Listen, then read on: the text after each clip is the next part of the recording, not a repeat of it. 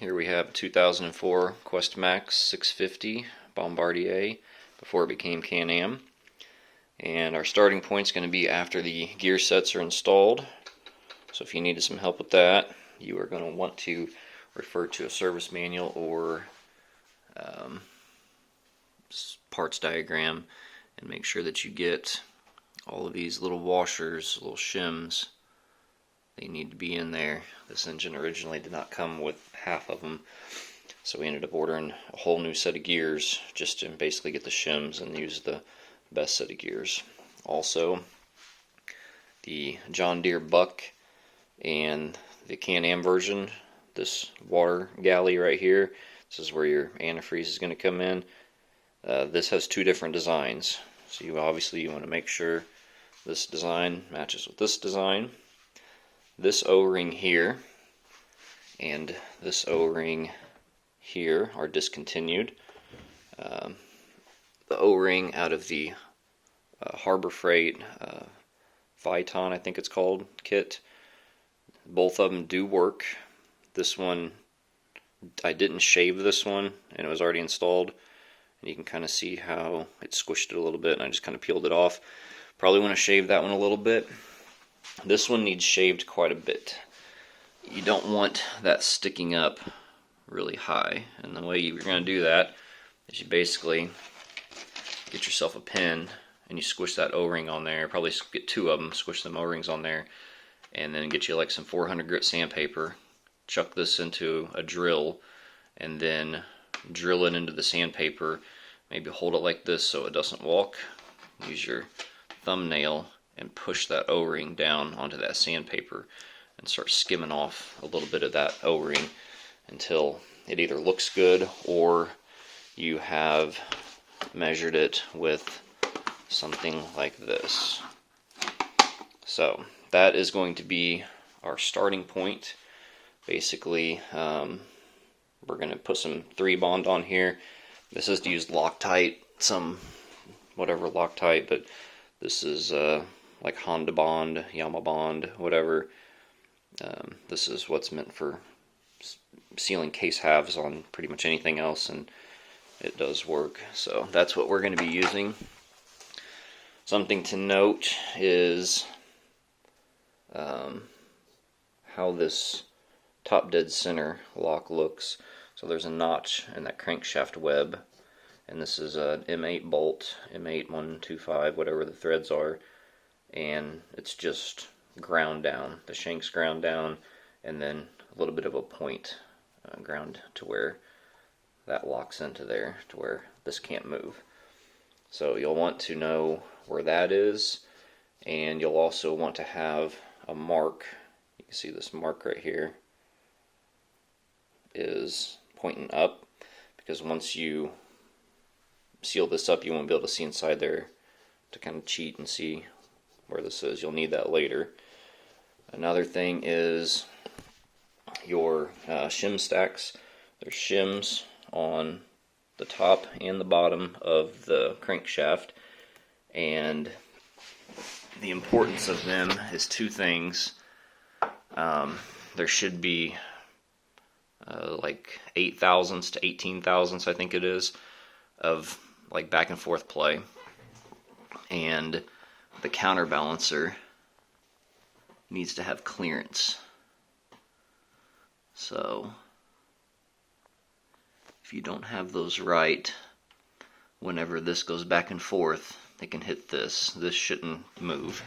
And there's a shim for this. I had to modify this shim to make this where I needed it. If I can get it to focus. It's a very, very thin shim. And then these shims here are not the OEM shims, but this is where we needed it to be for this particular application. And this is you have to buy them by sets, but this is about how many we went through to get it right. So probably about $20–30 worth of shims just to get a combination of what will work right. And each one's probably going to be different. So that is our starting point. We got fresh bearings and everything, fresh seals and everything. This is a new crankshaft. It's like a new piston, new rings, probably one of the last sets available. And she is going to go back together. I'm going to take y'all with me. And just to clarify on the axial play is you would take this case half and put it on here, and I bolted it down with the two big bolts right here. I put one over here, put one over here, put one over here, just to where it's clamped about where it's probably going to be. And then you position, it's easier without a piston on it, position these crank webs to where you can get a screwdriver in here like this, and then you can do that to see how much slop you have. And then while you're doing that, you would need to shove a feeler's gauge up in between there. And then you're looking for 8 to 18 thousandths is what the manual says. And then we were at 11. So that's how you check to make sure your shim stack is good. And that's also how you're going to check too when everything's kind of like locked in, where this clearance is looking good. Because if you come in here and you take the slop up and then you're hitting, that's going to be no good.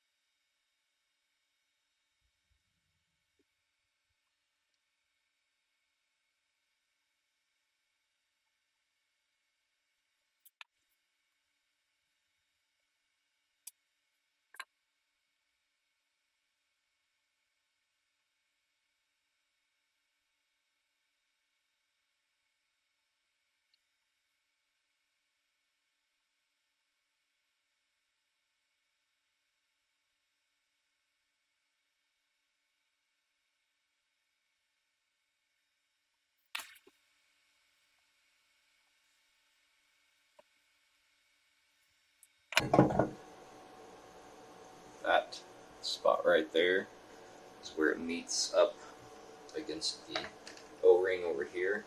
So I made sure not to get the O-ring smothered in that stuff, and also not to get that area that it's going to mate with smothered in that stuff.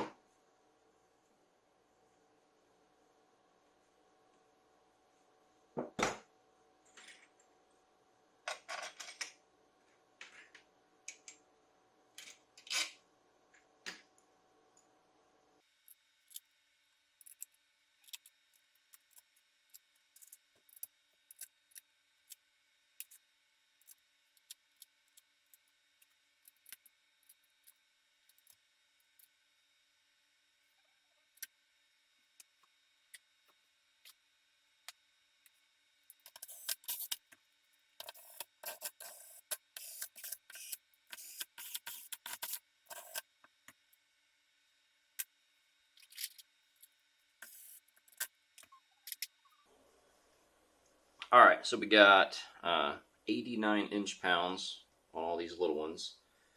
And then these big ones with the goofy, whatever this bit is, an E bit or something. Looks like an inverted Torx bit, E10. These are 19. So we got 90 on the one and 20 on the other. And then we may give it a little bit more on the big ones. We're not going to give it more on the little ones because the little ones like to strip as is. So and I got a couple straggler bolts where there was like bolts missing. So I just got some Harbor Freight, Rural King specials in here. Just some 10.9. I don't know what they are, M6x1, maybe 125. So just got those in there to got them in the corners, that way the shoulder of the bolt doesn't have, because a lot of this stuff has like tight clearance, you can't just put it right there. So get them all torqued up now.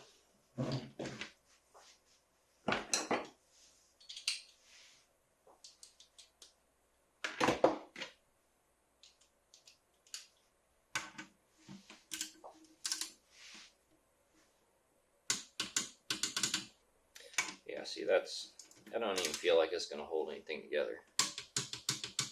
I guess my pinky finger can do that, so we're going to add like whatever that was, that 1/8 of a turn. Let's get those big ones in first and get them clamped down, since they're going to squeeze it together way better than these little ones will.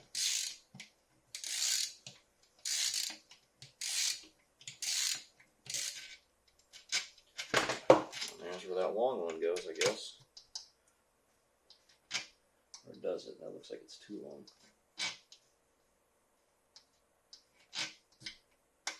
It's got some grunge on it. I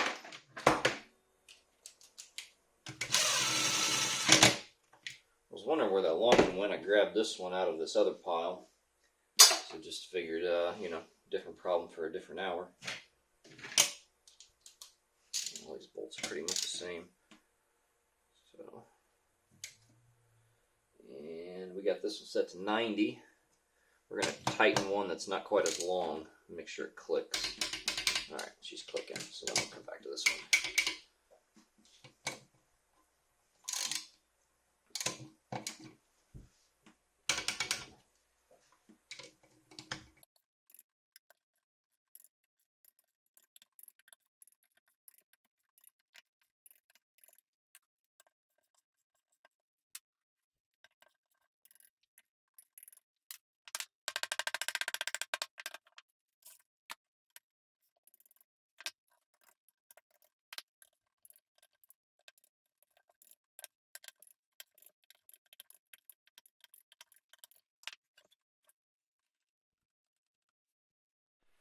So this is, when you're dry fitting it, how you would perform this check. Basically, screwdriver in here, lift up, and then while you're holding this, can't do it with one hand, you'd be pulling this in and out. So, and if I pull this out, you can see, probably here,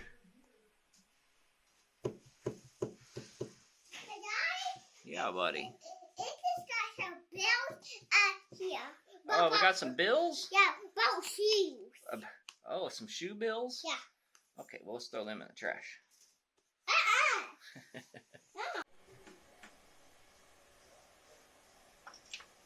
Alright, now we're going to start putting together some stuff on this side.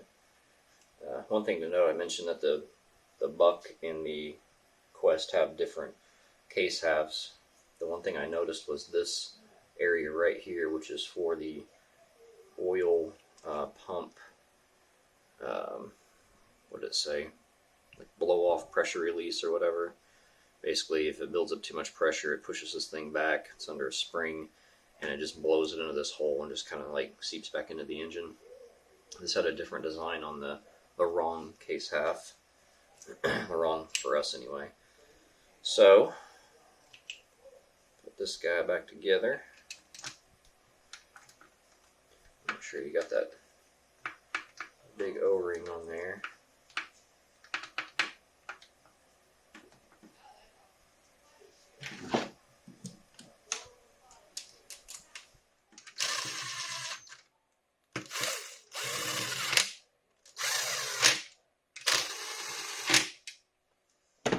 These are 89 inch-pounds as well.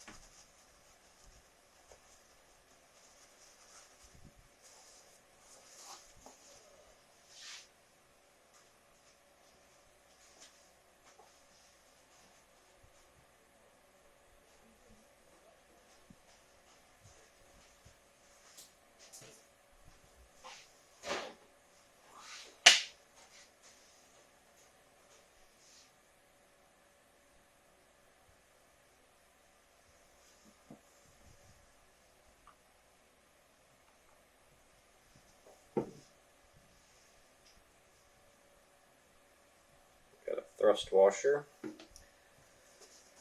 This stuff might have a little bit of settled dust on it. Thrust washer first.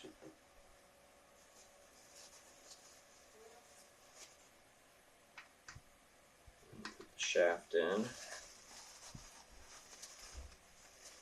The gear goes on the shaft. And why isn't it going in there?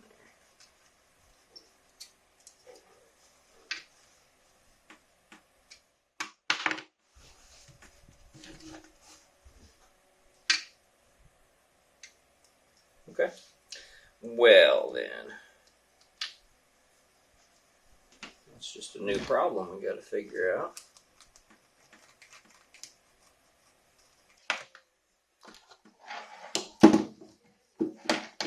Alright, take this guy right here. Run that in there. I don't know what that is. It's like some, it's high grit though.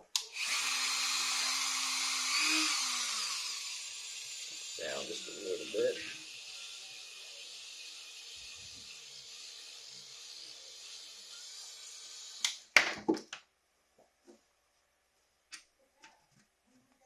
There we go. Problem solved. I'll just clean that out a little bit since that is going to be full of grime now.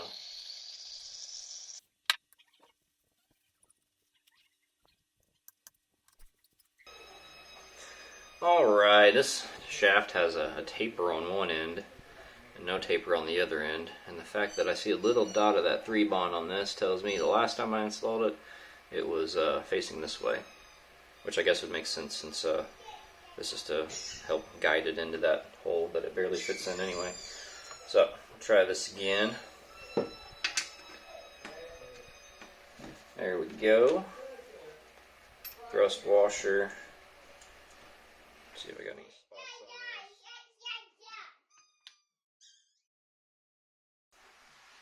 on this. Alright, then we got this guy here.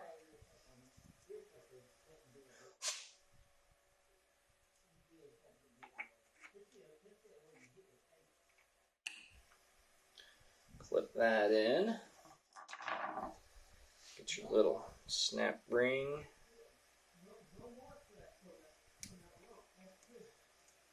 It's a tiny, tiny one.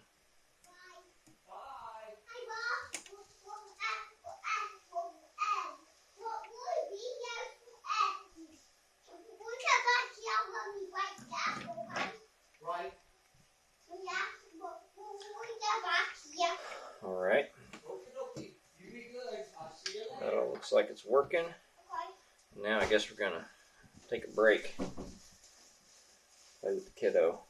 What are you doing? You want to do some work? Yeah. You do want to do some work? Yeah. Okay. You want to get my hands dirty? You want to get your hands dirty, Yeah. huh? Yeah. Get my hands dirty. My hands is. Oh, they're awful clean, aren't they? Yeah. You want to get my hands dirty? Okay. All right. Well, let Daddy do this part, and then we'll see if we can't get your hands dirty. Okay. Why don't you want me to get my hands that good? Why don't I what? Why do you want me to get my hands dirty? I'm gonna let you get your hands dirty. Oh.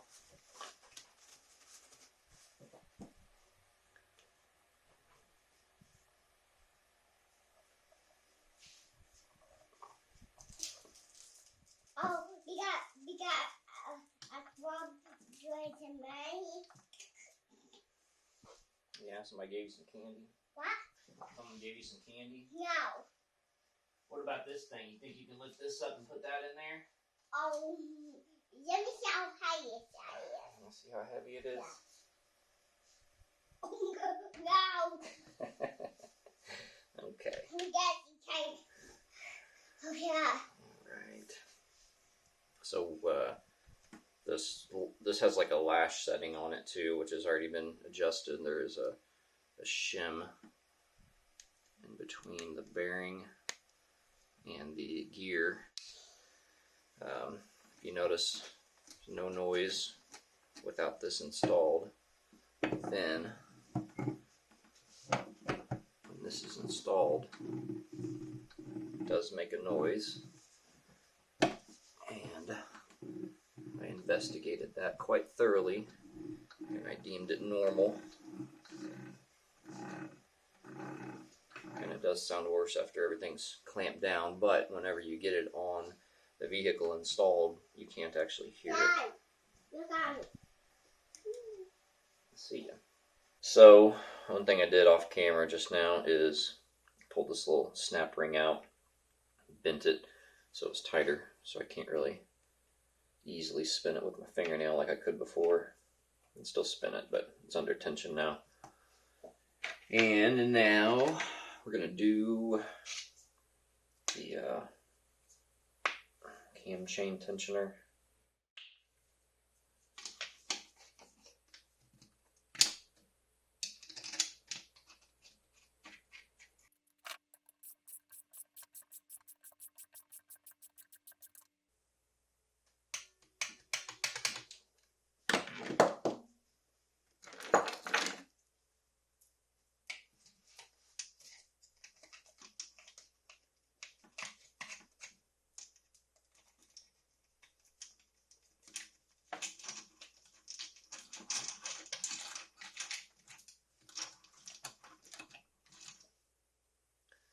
So you cannot put the cam chain on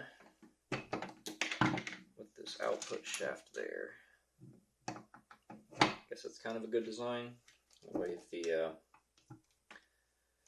well, I guess if the cam chain fell off the gear, you'd have bigger problems, but you can't bounce around inside.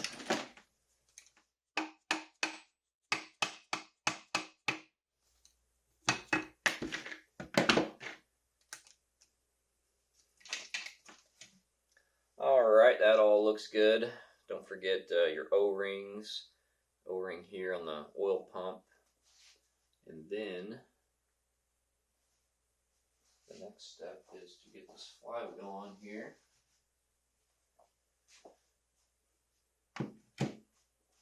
One thing that I see far too often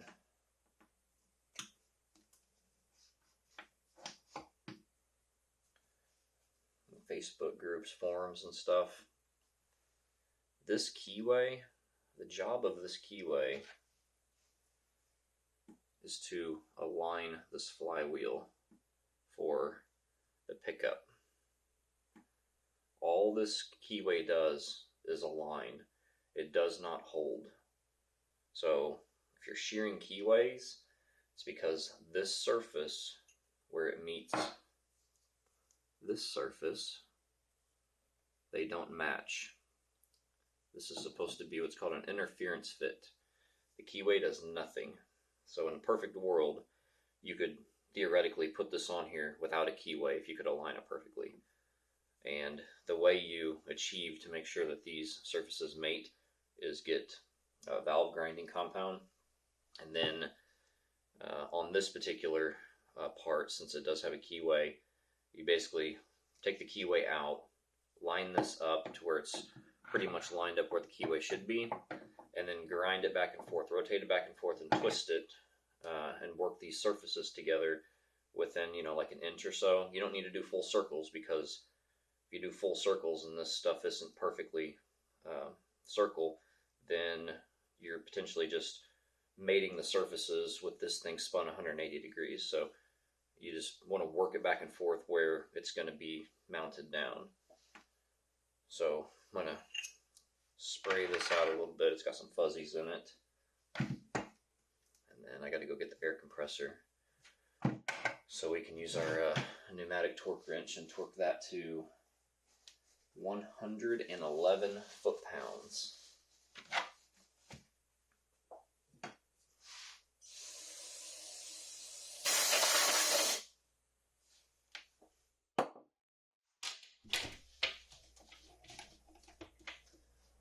Turn that fan on so we're not breathing fumes. And let's go get the air compressor primed up. One little neat thing I found in the service manual is this is called a friction washer, and it's basically concave, and it tells you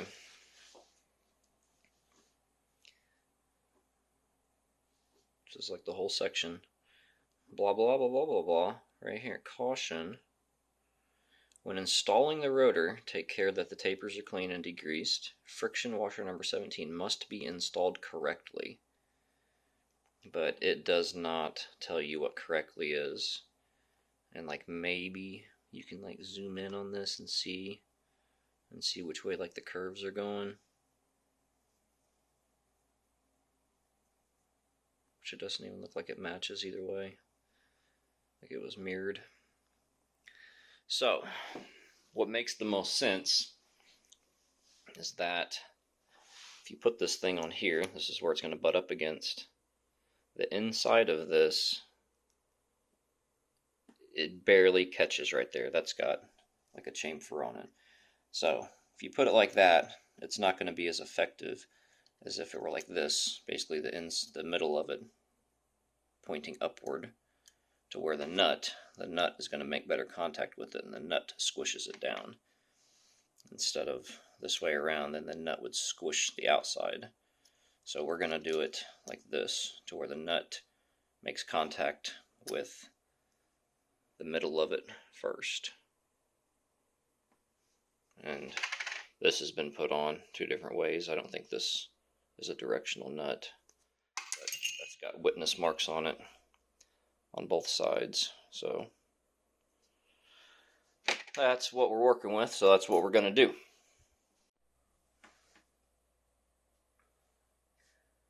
Alright, so we already cleaned off this. I did that off camera, and the flywheel. So I'm going to put this guy on here now. Get it lined up. Make sure it feels like it's actually sticking. So that feels okay. Then put this on with the middle pointing upward. We're going to take a little bit of blue Loctite. Just put some blue Loctite on there.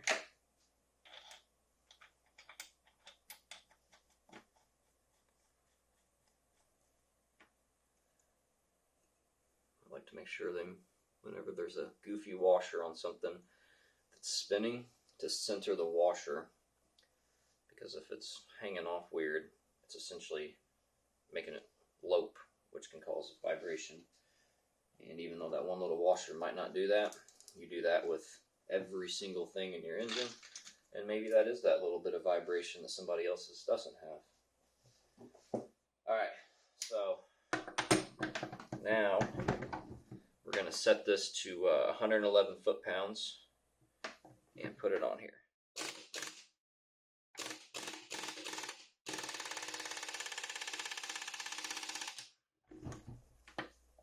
All right, 111.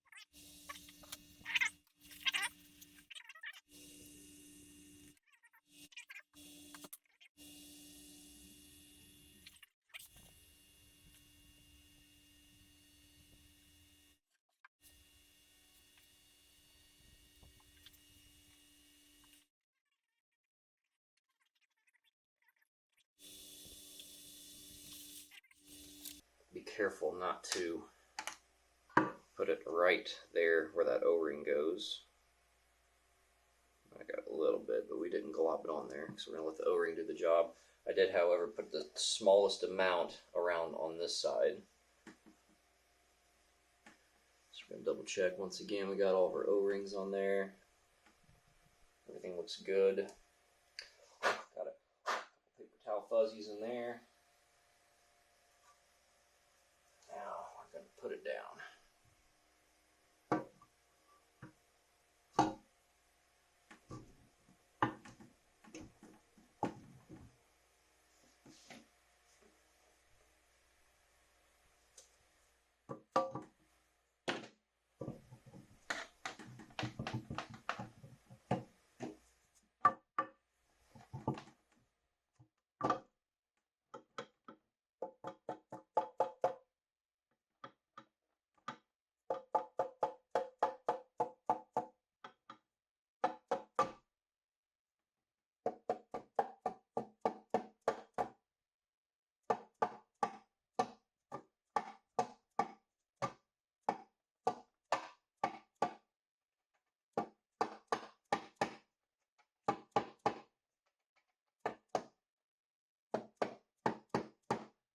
Two things when you're pushing this thing down.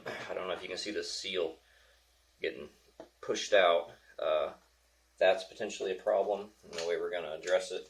So I'm just going to grab this cam chain. The piston is like inside of the case. I can't really grab the piston. And we're going to rotate the crankshaft. And that fixed the seal. I need this back up. Anyway. And the gears on the back side of this, it's a plastic gear that meets up with the other gears. If those are not meshing, then you can like chip the gear off of that. So wiggle that a little bit.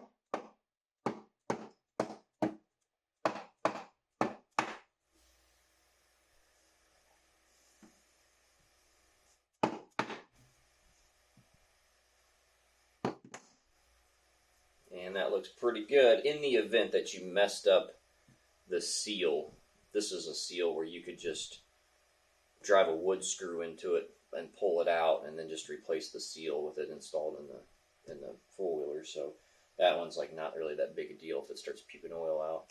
If you chipped a tooth off of this, you'd probably never know until you started having heating issues, chewed the gear up entirely. I'm going to go ahead, we're going to get this housing on here. Because I think a couple screws run all the way through the housing to clamp the stator cover. We'll just wipe off where the seal's going to go. I already left the screws in here, so just do this one upside down. And it's already got the oil filter in it too, so just set this down. Mostly line it up. I'm going to take a peek in here real quick.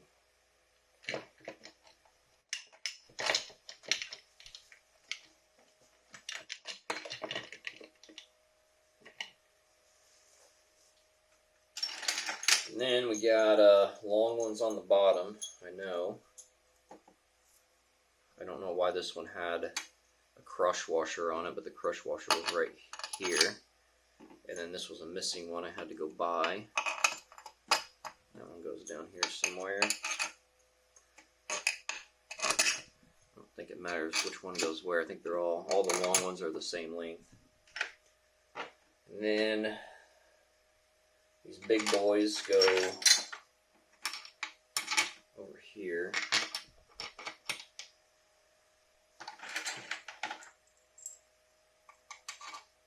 Going to kind of fill in the rest and see if something's missing. Looks like we're good. I'm pretty sure these guys right here are for this this wire shielding. So we'll do that. We'll do that here in a little bit. That can go on at the very, very, very end if we wanted it to.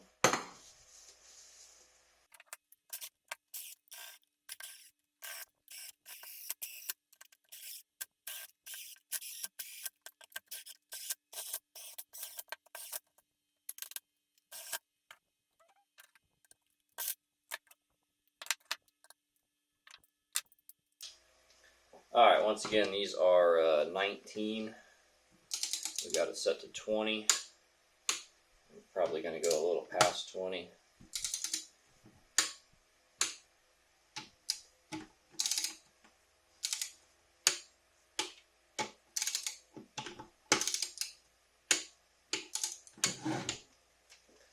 Come back to those.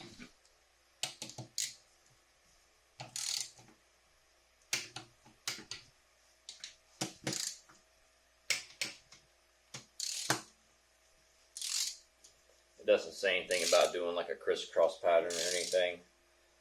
I do a crisscross pattern on the this pump housing because it's got a big squishy O-ring in it, so I don't want it to like get it pinched or anything. I don't know if it said to do that. It's just kind of what makes sense.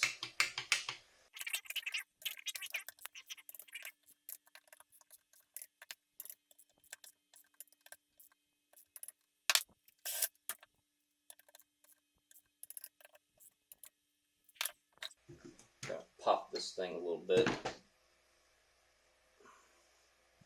So we have a little issue going on right here.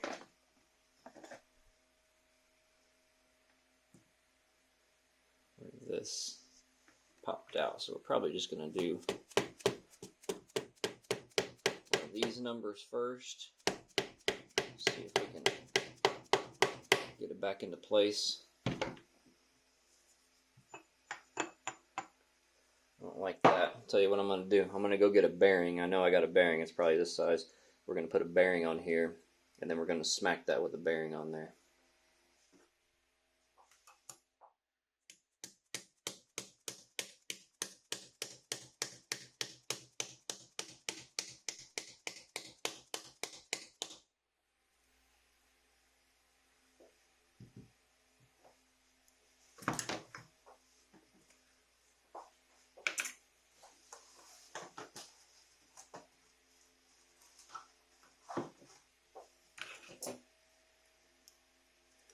Go ahead and get this in here so it can't squish back out if it wants to try to do that.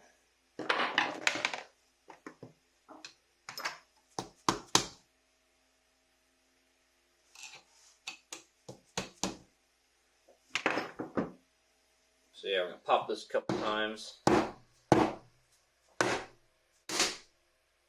And it sounds good.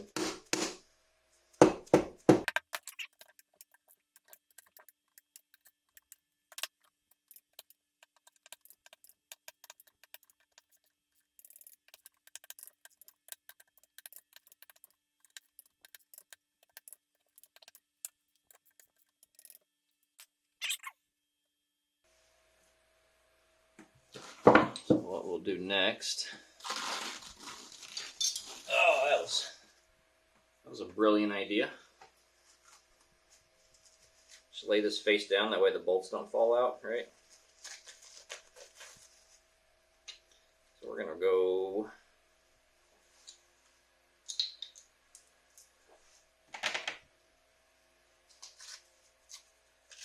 get this cleaned up real quick.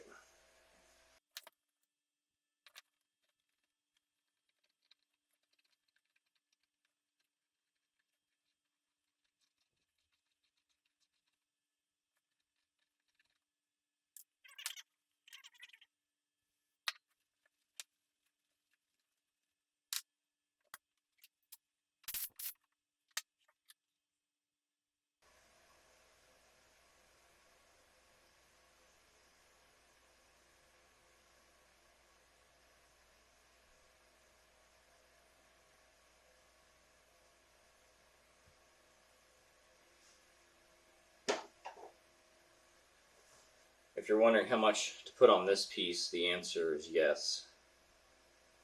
I ran this piece on a piece of 400 grit sandpaper on a good flat surface that I know has been measured flat, and got most of the ugliness out of it. But it does have to fill a pretty ugly gap over here.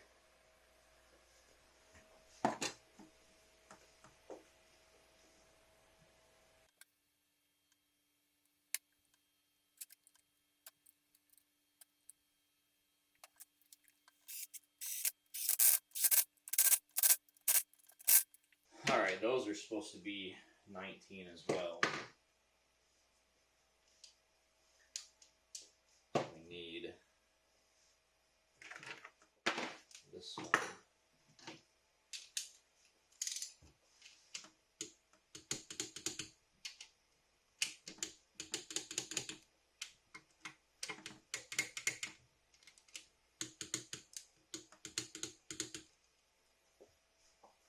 Beautiful.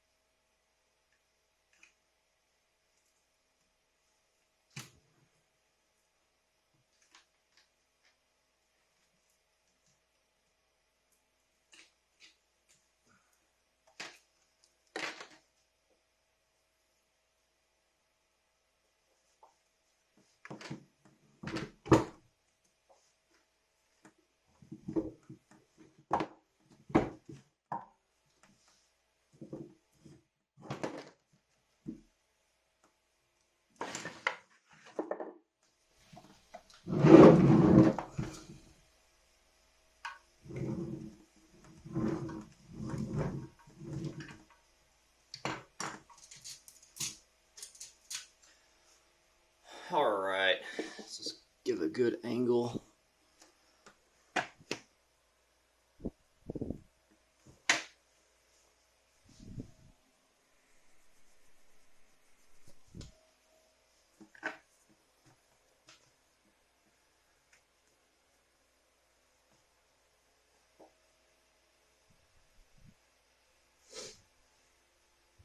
Alright, so now we're going to take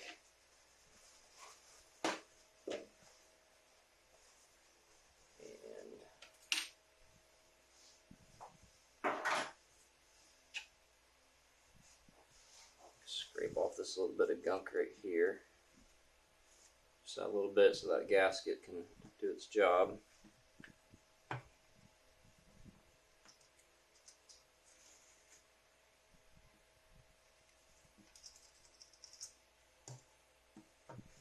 The rest of it looks like it's been cleaned pretty well. Pretty sure I already cleaned that with a Dremel little scuff pad bit. One thing I just noticed is this little alignment dowel. One of them's missing.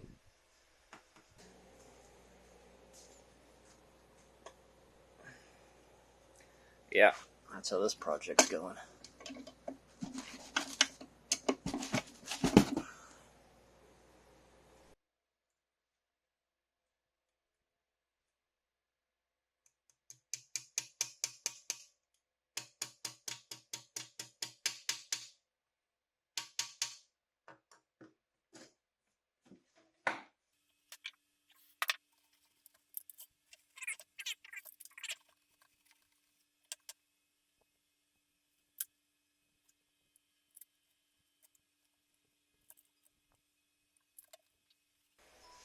We're going to compress these piston rings with a little tool I made. So we are supposed to be doing like 120 degrees apart. We got 3 rings. This oil ring is an odd ring where it's kind of like it's 2 pieces. I'm not taking it off to show you. So we're going to do the top compression ring. We're going to go at like a 11 o'clock or something, and then the bottom compression ring we're going to do what is that, like 5 o'clock, and then the oil ring we're going to do at like 7 o'clock. Here's the service manual back at some nonsense again. So it says, do not align ring gap with piston thrust side axis. Do not align ring gap with piston pin bore axis, which means that basically don't line the gaps up with like this or like this, right? There's your piston pin, and then when this piston's going up and down, whenever this thing fires and it's going up, the force of it driving down is going to put a lot of force on, I guess it'd be this side, one of these 2 sides anyway. So basically it does not want you doing it like, you know, and this is true for like any engine. Like this is a big no-no, right? But if you look at this picture, right, we got a gap over here, gap over here. What's that lining up with right there? Right? What is that lining up with? Because these two are pointing off at like, you know, 2 o'clock and 10 o'clock or whatever. What's that lining up with? Somebody was drunk when they wrote that one.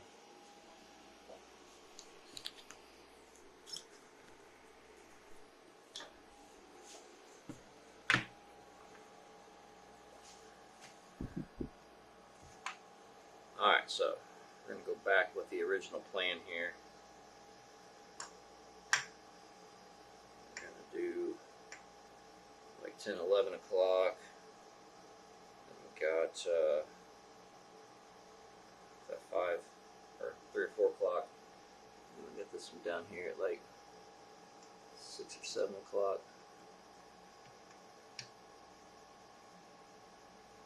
I am going to try to offset it. If you can see. I don't know if you can see this. Let's see if we can get this up in here. It's got like a cutout in this piston, and I don't want to line the ring gap up with that cutout, so I'm going to offset it like right here. Nice if the book told you that one.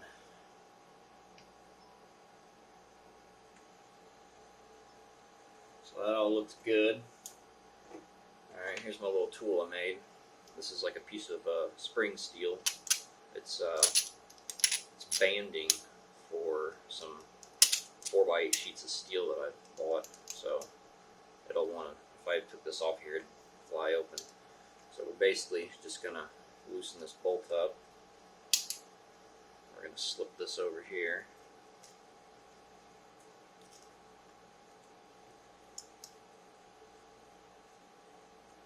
And then when we go to tighten this thing up, it'll squish all the rings together.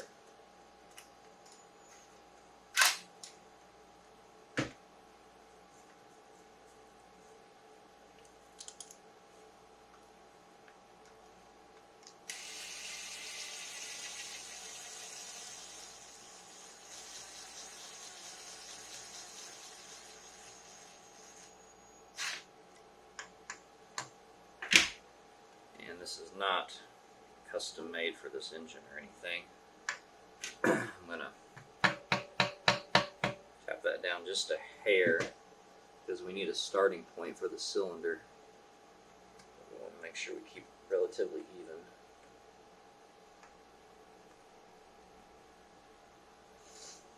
And let's check the cylinder out. So the cylinder, that would have been nice to check first, right? The cylinder has that other guide dowel in it. It's a front one, so we need to pull that out of there.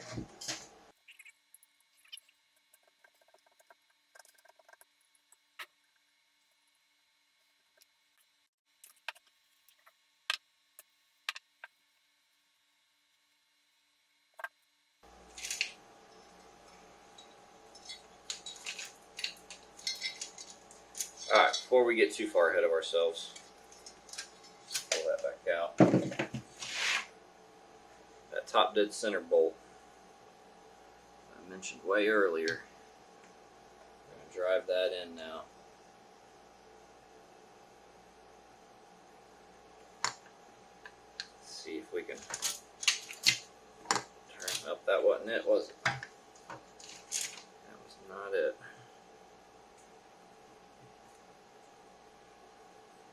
You can actually see it down in there.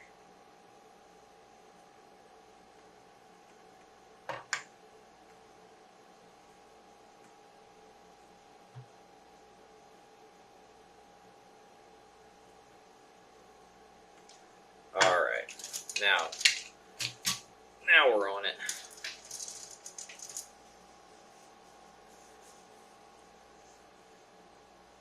Alright, I'm going to take a little bit of oil. I'm going to just kind of put it on this groove right here, because this is where the cylinder is going to be riding. Those rings already had a little bit of oil on them.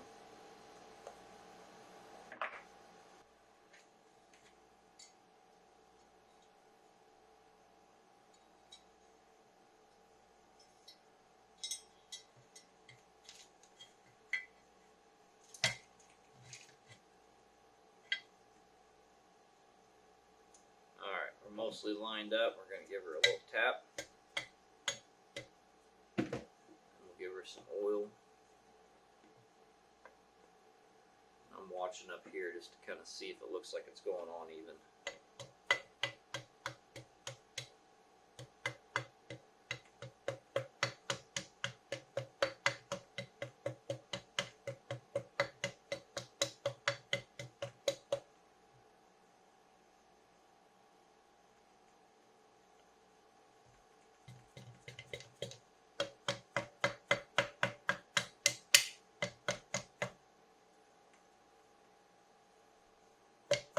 Pretty sure we're past the rings.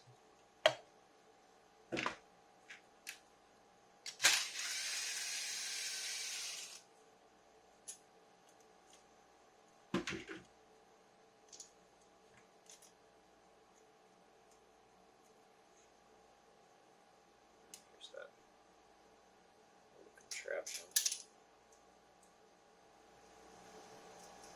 All these holes are just for different engine size combinations, anywhere from like 350 to 700.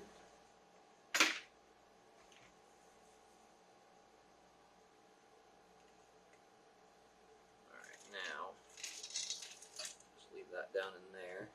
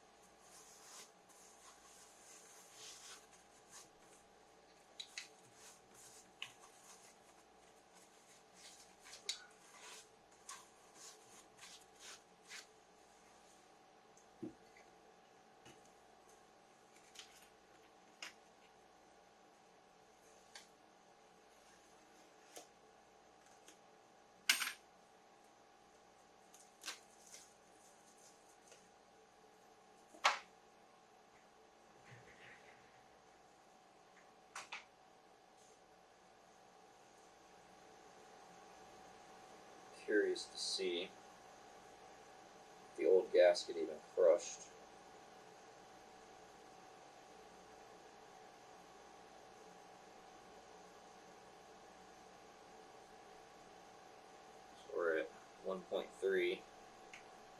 Let's see what the old gasket is.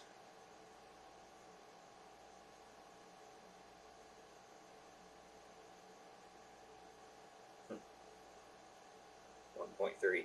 So technically, could have reused this gasket, but I didn't have that measurement beforehand. So now, someone out there does. They'll know if they can reuse their head gasket or not.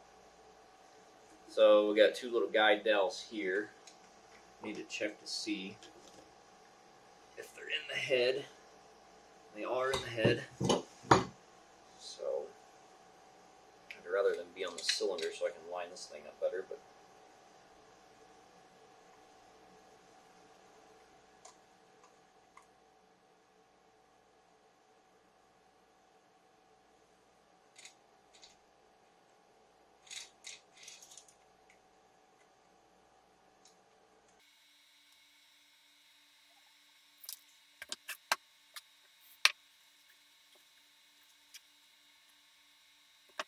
this has new valves, valve seals, and a light work job. Nothing too crazy. This boot is bad. We're going to go take the boot off right now.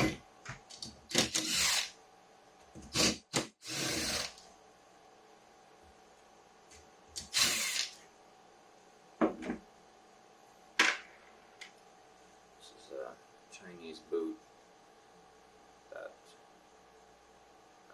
vacuum tube basically fell out. Tried to JB weld it, cracked and fell out again. Tried to RTV it, fell out again. So I'm just going to get a new one. Roll the dice again. You can kind of see the port job on that a little bit better. Can't really see the camera, but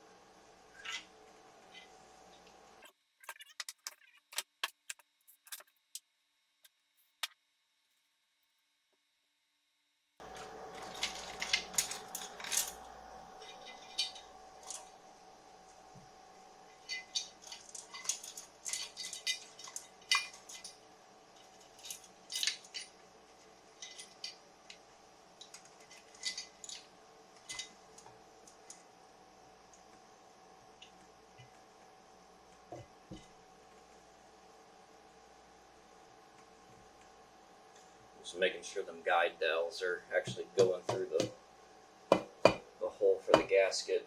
That's about all you can do. So this isn't jammed up in there. Clean off the surfaces for the head bolts. Head bolts are discontinued. The best thing you can do is, if you have a caliper big enough, you could measure them, because they're supposed to be like one-time use stretch bolts.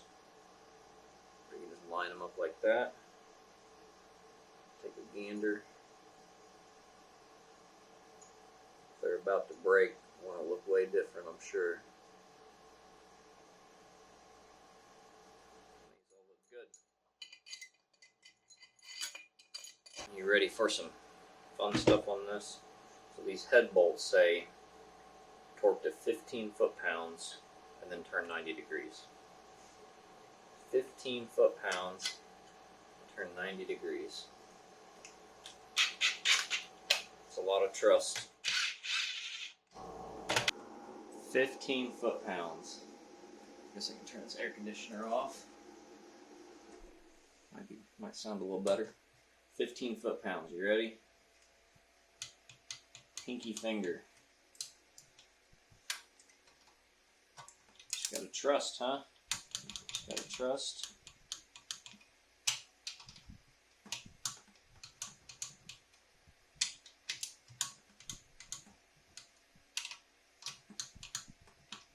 Alright, since these bolts are stretched, let's go to 20. Let's start at 20, since they've already been used. Okay, there's 20. There's 20. There's 20. There's 20. Alright, so then we're going to do 90 degrees.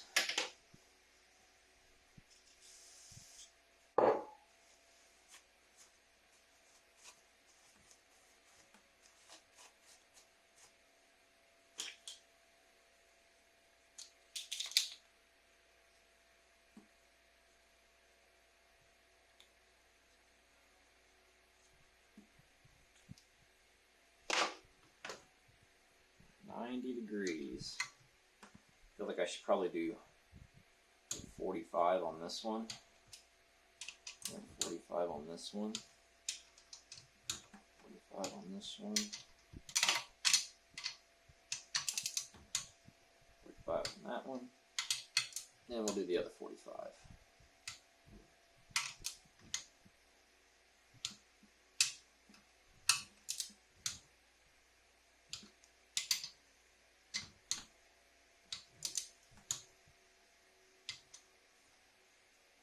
I wonder how much torque that actually is. So turn this thing up a little bit and see. Feels probably about like 50.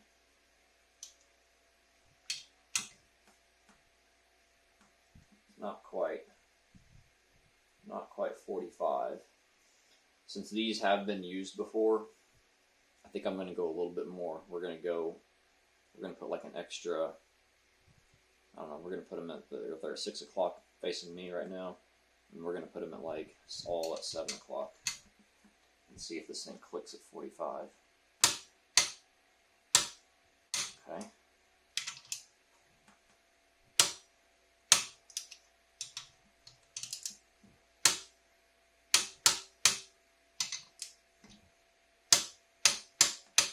Okay, I feel way better about that. So that's like an M10 bolt,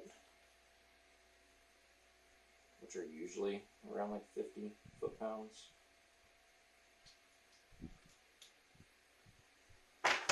So, next thing we're doing, what is the next thing we're doing here? Guess we're about ready to put the cam in. Put this guide in yet. Make sure it's not too dirty. It doesn't fit in any kind of groove down at the bottom. Basically, when you put the cover on, it holds that in place to keep it from flopping around, falling out or something.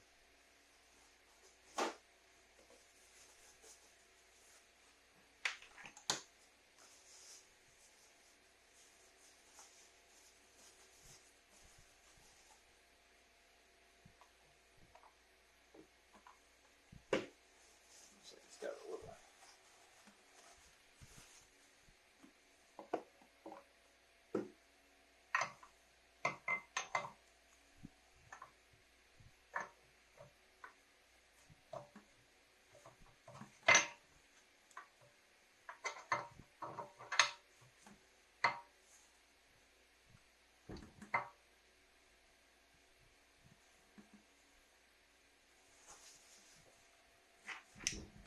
We got this little plate doodad here. It's like a cam keeper.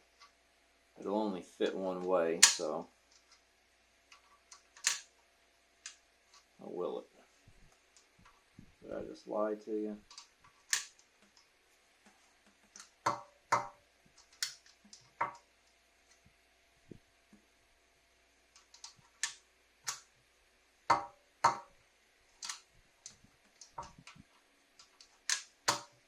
There we go. Yeah, shouldn't be able to pull the cam out with it in there the right way. And yes, it is sticking up just a little bit. And the way you do the timing on this thing is this cam has a flat spot in here where you're meant to take a bolt. This is just like an M8 bolt, and it just fits in this hole. And see, it goes down, and then you can't spin the cam. So when you have the other bolt and the crankshaft locking it in place, and then you have the bolt in this locking this in place, then that's like your alignment for timing. So, and then as far as this gear goes, I took a picture of it, and I took it apart, and obviously the books tell you how to do it, but in reality there is this like little cutout right here. There's a little cutout in the cam right there, this little guy right there. So this is going to line up with that. If I can get this in here.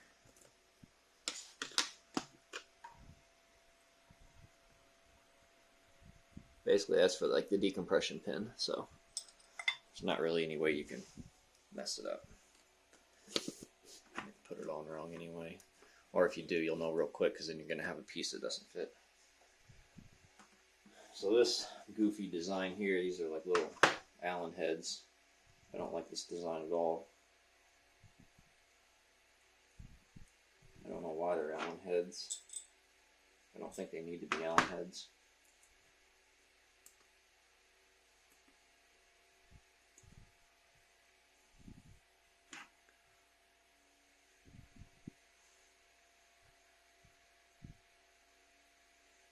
So these have like a flat spot on the threads. I think I'm going to go in here and get some different bolts.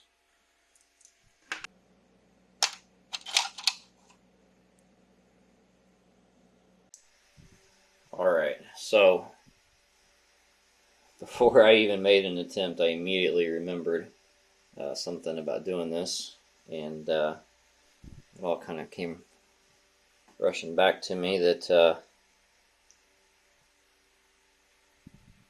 oh, the Allen heads do have a purpose.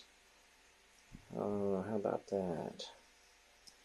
We pulled this back off just to make sure that there was no little, I thought I saw some like little Loctite grunions. I didn't want them in between the mating surface, so I happen to have Predator 500 one-way bolts. If you don't know what that means, then just consider yourself lucky. So they are the same bolt, except they're better. These are like 8.8. These are 12.9s. So they're a stronger bolt. They won't get all mauled up as easy. They're a little bit longer. Well, we take this guy here and do a depth check on the hole. Seems like it's going to work, except they didn't thread them all the way down and they left it all boogered up. So we need to make a couple custom bolts here. So I got these all prepped up, ready to hit the grinder.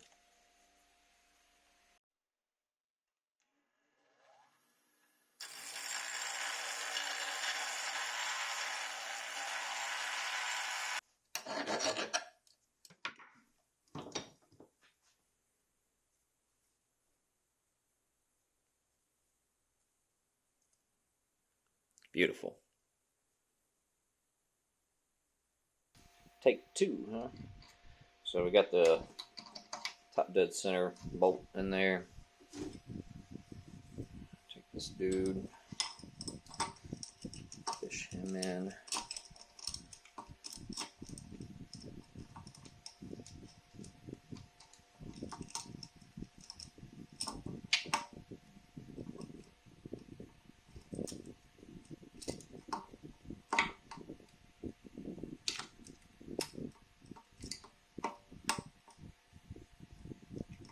Look at that, first try.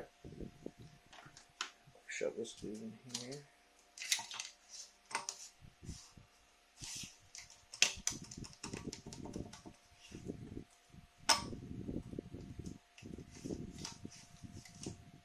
I think earlier, that's what I was supposed to be doing, was put that cam guide in very last.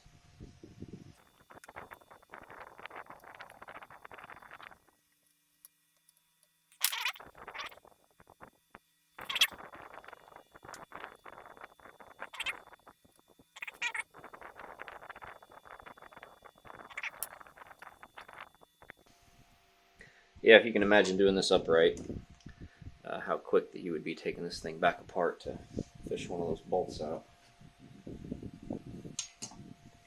See if these all feel like they're gonna start going in.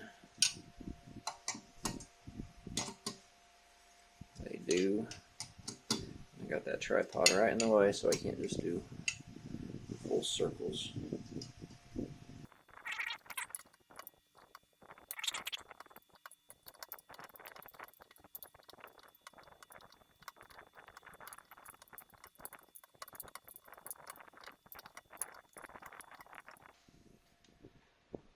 Alright, torque spec on this is click. Click.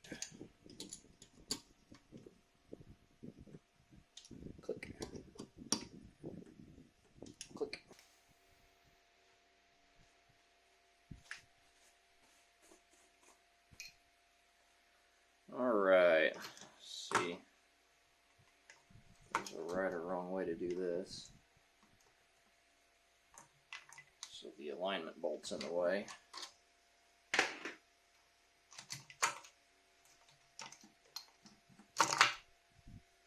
See if these all look like they're lined up.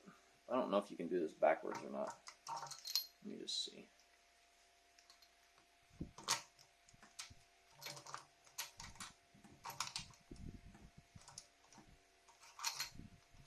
Yeah, you can do it backwards and it does not fit.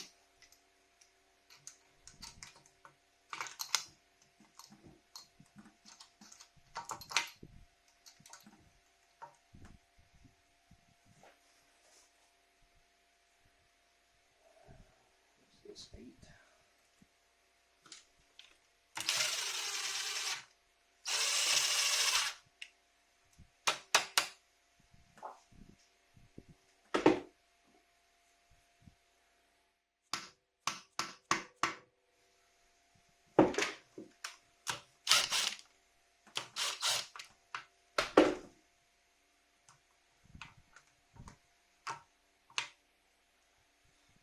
That wasn't sitting even for a second, but it's just optical illusion, I guess.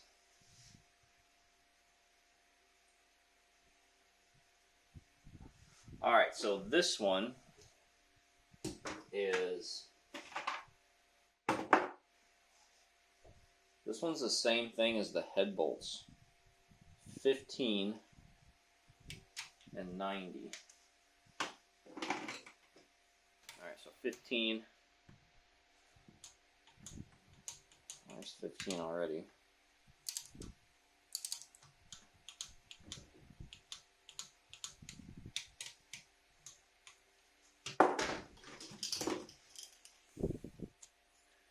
Then 90 degrees.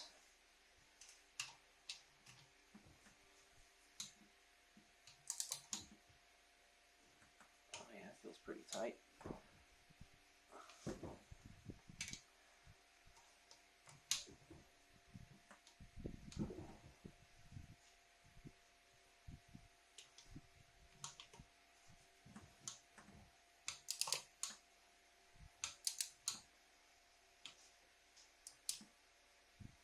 $90. Yeah, it felt pretty tight. It was probably about 40. Since some are stretch bolts too, maybe we'll just go a hair bit more. Since we actually did 15 like it suggested.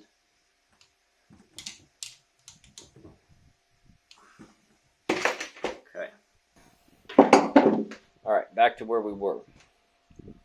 Got the decompression pin. We want this little peg looking edge, the shoulder sticking out. It's going to go in there.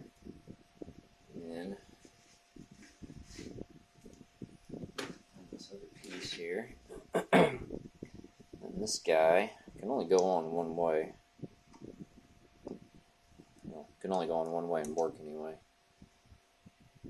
It needs to go with like that side down to where it's like protecting the, keeping the spring from flying out. And it needs to go like, which way? There we go, like this on this one.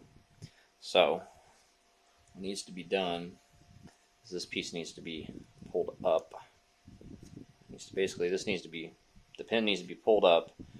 It wants to be put in there as like a pair, but putting it in there as a pair is just almost impossible. So we're going to pull this one up, slip this over while we're holding it, get that notch right here on that shoulder, try to line that up with the bolt hole, like so, like that.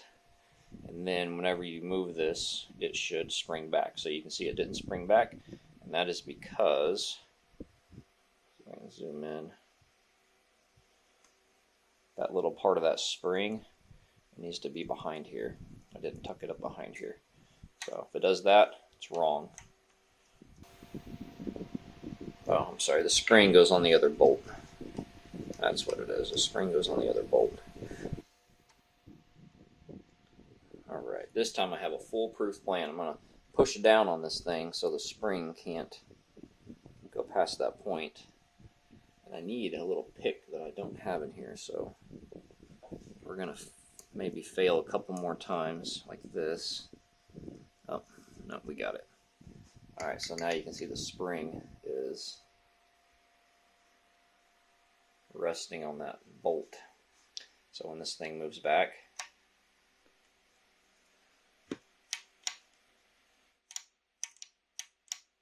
comes back on its own now. That's how it should work.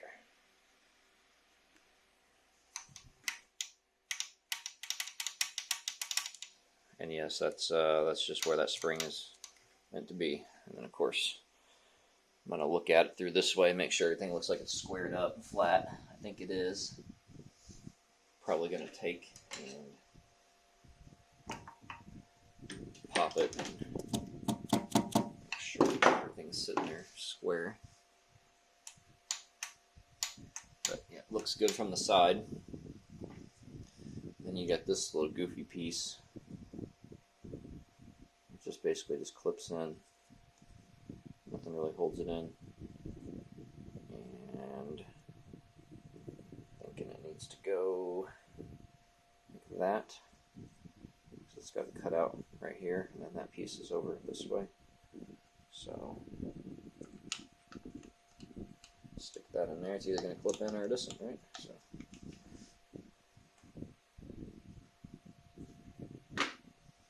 And then that's a good way to find out that you missed something.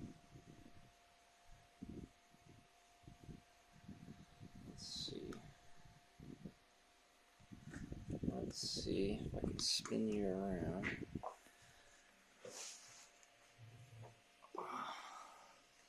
Can't forget these little guys right there. Just hanging out in there. It's not too late until you start it up, right?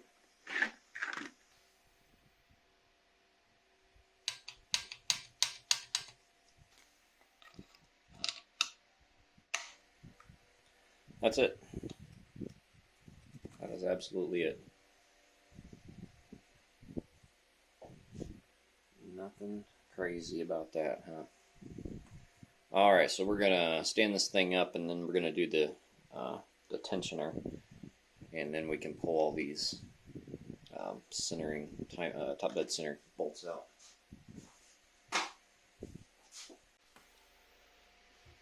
So I believe this thing to have a little bit of a problem. I don't think it's nothing we can't take care of, but it's got this spring in here, and the spring should be pushing this out. That's a lot of trust in this thing.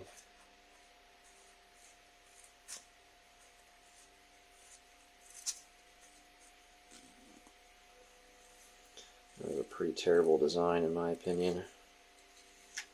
I'm not a fan of it at all. If I get this in here tight, okay, now I feel good about that. I didn't even smack it yet. Do wide angle here. I am going to check for chain tension. Something I can poke down in there. Alright, so we got a loose chain right now. I'm going to screw this guy in and give it the magic pop. We still got a loose chain.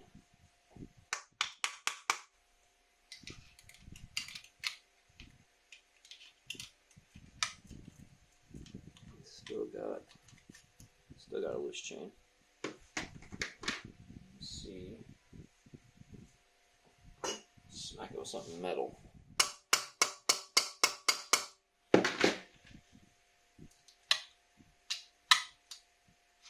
Still got a loose chain. Okay.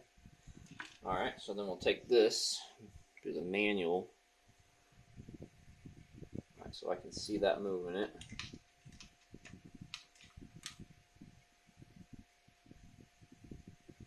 I'm going to go back until it feels like it hits that tight spot.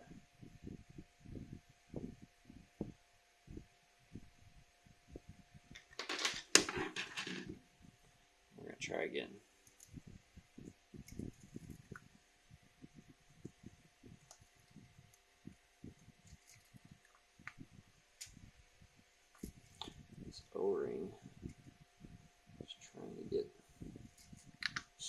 in the threads.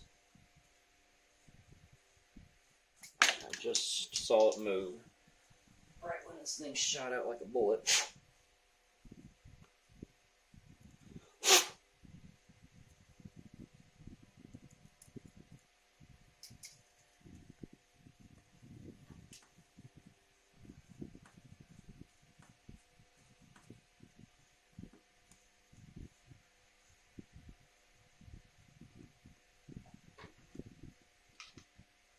There we go. It's working this time. We're going to smack it anyway. Just for the pain and suffering it's caused. It's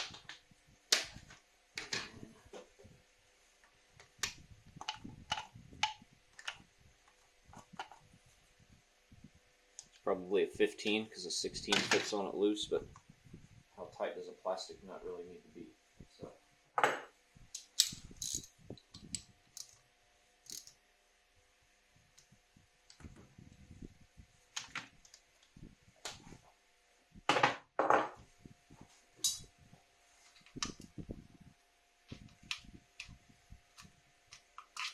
Alright, so I'm good with that. Take this guy out. And then I got this guy down here too.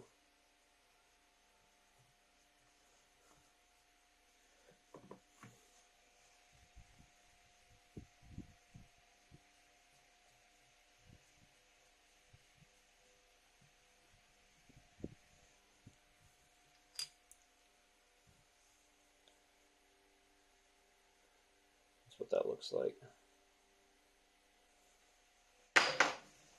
And now, what we can do is, I already got a bolt on here.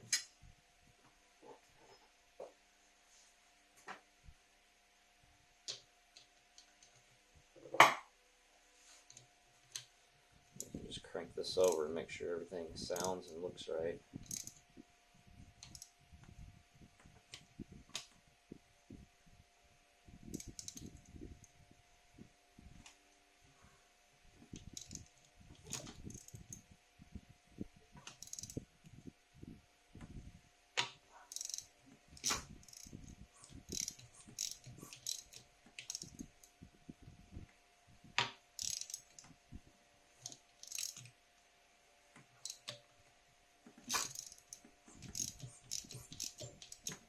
Alright, everything seems good. So, there's not really much left.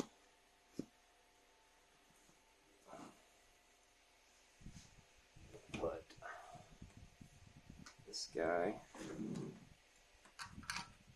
down in there. And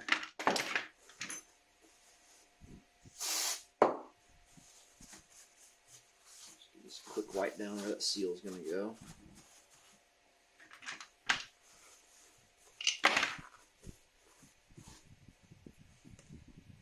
Make sure the seal looks like it's on there good.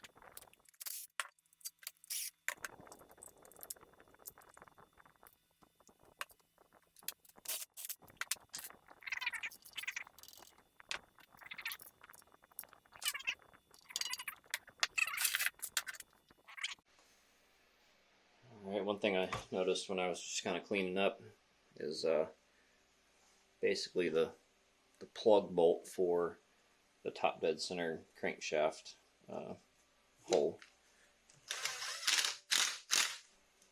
So that's that.